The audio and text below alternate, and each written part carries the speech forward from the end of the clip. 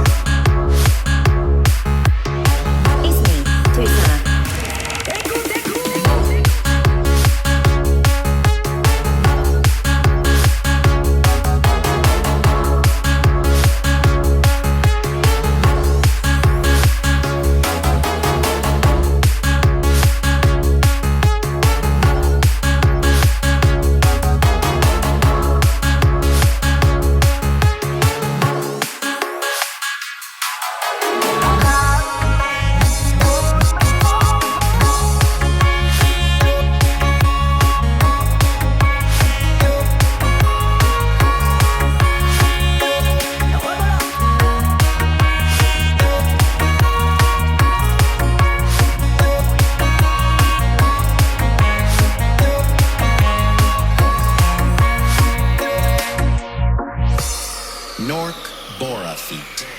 Chang Yang